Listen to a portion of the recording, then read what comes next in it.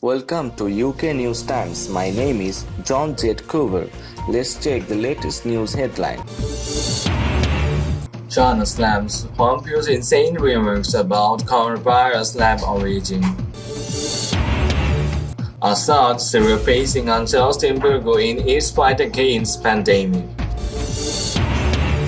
Rouhani, US cutting WHO funding hampers global fight against pandemic. US forces transport imprisoned Daesh terrorists from Syria to Iraq, Sana. That was the headline. We now move on to the news in detail. But before that, there will be a request to like this video. Upbraiding Mike Pompeo for his recent remark, China says what the US Secretary of State has said about the origins of COVID-19 pandemic is insane and evasive. On Sunday, the American top diplomat claimed there was enormous evidence that the new coronavirus purportedly originated in a lab in China, doubling down on previous claims that have been frequently rejected by the World Health Organization and various scientific experts. The so-called lab origin theory has been heavily pushed by the administration of US President Donald Trump, which has been growingly critical of China's handling of the outbreak. Beijing has so far categorically denied such unfounded lab claims regarding the origin of the contagious disease, which has transmitted from the wildlife to people in the Chinese city of Wuhan late last year. The new disease has so far infected more than 3,595,670 people and killed over 249,225. In a strongly worded commentary titled "Evil Pompeo is wantonly spewing poison and spreading lies," China's state broadcaster CCTV said on Monday that these flawed and unreasonable remarks by American politicians make it clear to more and more people that no evidence exists. The commentary also referred to WHO's executive director Mike Ryan and Columbia University biologists who said the new coronavirus is of natural origin and was not man-made or leaked from any laboratory. The so-called virus leaked from a Wuhan lab hive is a complete and utter lie. American politicians are rushing to shift the blame, cheat votes, and praise China when their own domestic anti-pandemic efforts are a mess, it added. Separately on Monday, two other commentaries in refuting Pompeo's claim were published by China's state newspaper People's Daily, lambasting the American top diplomat and former White House strategist Steve Bannon as a pair of lying clowns. They also censored Bannon as a Cold War living fossil. Last week, Bannon had said on a US far-right talk show that the Asian country had committed against the US and advocated the theory that the virus originated in the Wuhan Institute of Virology, parroting the recent rhetoric of the White House. During the past several days, CCTV has frequently denounced Pompeo as the common enemy of mankind, accusing him of spreading a political virus over his repeated lab origin claims. In an escalating war of words throughout the past couple of weeks, Washington and Beijing have traded words over the origin of the novel coronavirus. Trump, who attacks China over its alleged lack of transparency, said last week that he had proved that the Wuhan Institute of Virology had been the source of the new coronavirus, apparent copycat speculation fueled by American right-wing radio commentators about purported secret lab. Reports by the US media say that Trump has allegedly tasked American spies with collecting more information about the origin. But the president has made China's handling of the pandemic a centerpiece of his campaign for the November election.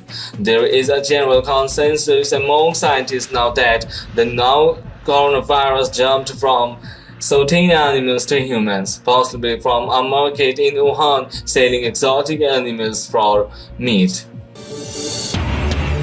Syrian President Bashar al-Assad says unjust sanctions imposed by Western countries against Damascus constitute a major obstacle on the way of fighting the ongoing deadly pandemic of the new coronavirus, also known as COVID-19. Assad made the remarks in an official meeting on Monday with Syria's government team tasked with confronting the deadly virus and its repercussions in the Arab country. In addition to health challenges posed by the coronavirus, there is also an economic challenge, which we have been facing as a result of over 9 years and unjust sanctions imposed on our people. The Syrian president said. Assad also states that another issue which had added to his country's woes amid the pandemic is the state of global economic self-isolation and recession that is affecting many countries across the globe. Syria has since 1979 been under unilateral and harsh economic sanctions by the United States.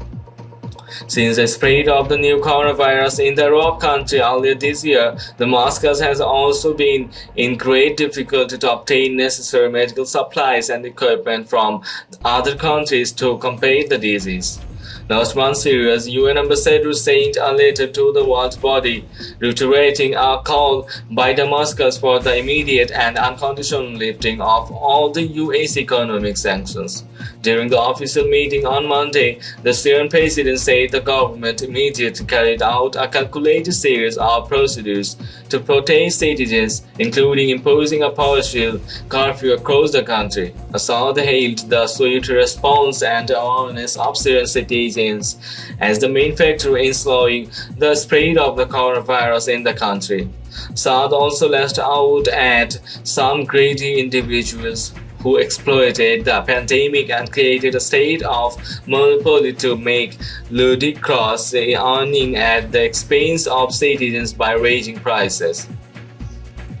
The government must be more dynamic in dealing with these issues and act in a quick yet calculated manner to bolster the role of the public sector establishments, whether by granting them the necessary authority or changing their bylaws, so that these establishments can be more flexible and capable of positive intervention, which would have quick positive results and impact on citizens as soon as possible, he added.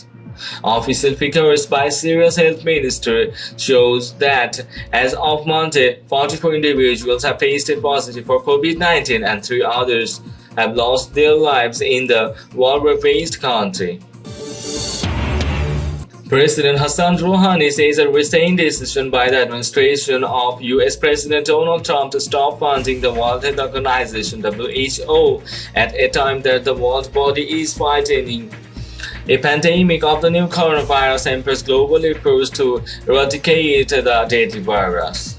At a time that the coronavirus has turned into a common threat to international security and public health, and the WHO is on the forefront of the global fight against the coronavirus threat, undermining the WHO amounts to weakening the joint global fight against the coronavirus, which is an ill-timed and unjustifiable measure, Iran's president said while addressing a virtual meeting of the leaders of the non-aligned movement in AIM contact group on Monday.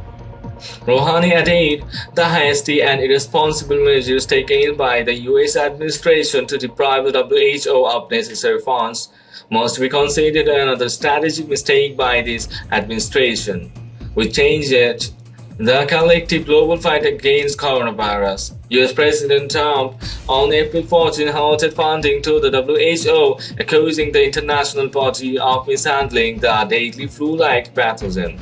Today, I am instructing my administration to halt funding of the World Health Organization while a review is conducted to assess the World Health Organization's role in severely mismanaging and covering up the spread of the coronavirus, Trump said in a news briefing in Washington.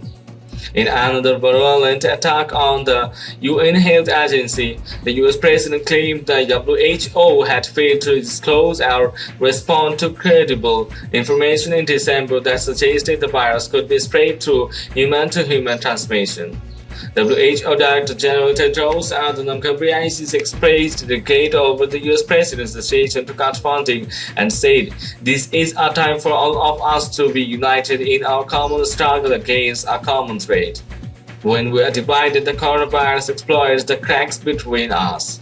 He also reiterated that the UN body is reviewing the possible impacts of the US President's decision, adding that the organization would work with its partners to fill any financial gaps and to ensure its activities will continue uninterrupted.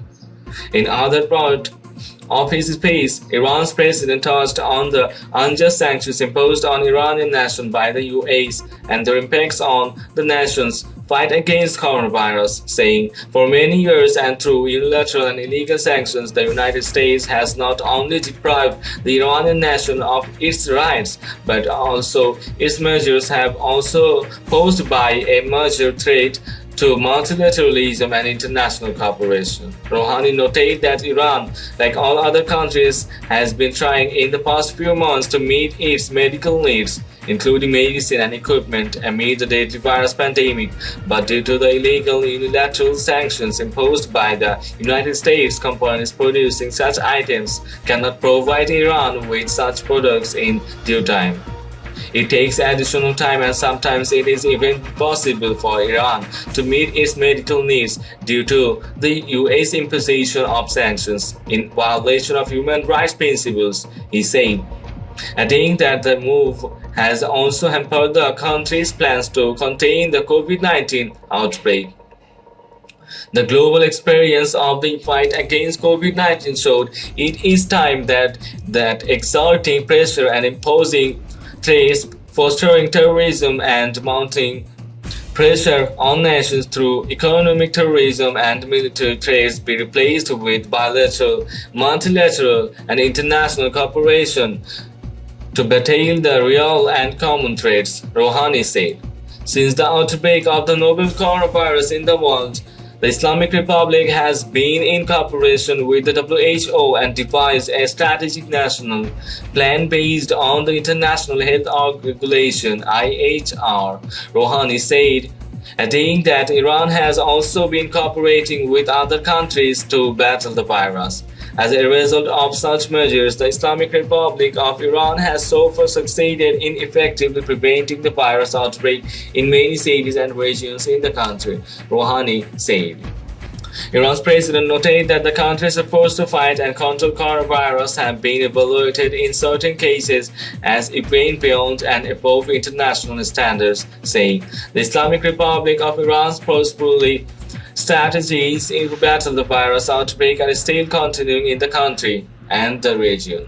The novel virus that can cause a potentially fatal respiratory infection called COVID-19 has killed more than 249,000 people and worldwide, including 6,200 plus in Iran. It first emerged in the central Chinese city of Wuhan late last year. Iran, one of the West Asian countries hardest hit by the pandemic, has been doing its utmost to contain the respiratory disease despite the hardships caused by the US sanctions. US forces have reportedly transported an unspecified number of imprisoned members of the Daesh terrorist group in the northeastern province of Assad to their occupied bases in Iraq. Syria's official news agency SANA, citing local sources, said on Monday that 6 vehicles belonging to the US occupation forces came from Iraq and headed to a prison east of the Syrian town of Sadadi and then returned to the Arab country. It is believed that the vehicles were transporting Daesh terrorists from the prison, which is controlled by the US-backed Syrian Democratic Forces (SDF) in the northeastern province. On April 27, the occupation forces transported a number of Daesh terrorists from the same town in Hasaka to Iraq. Speculation have been made about Washington's direct or indirect support through its regulation allies for the terrorist group in the past years. Numerous accounts have emerged alleging airlifts, weapon airdrops, and aerial support for the Takfiri outfit, especially as its strength diminished in Syria and Iraq.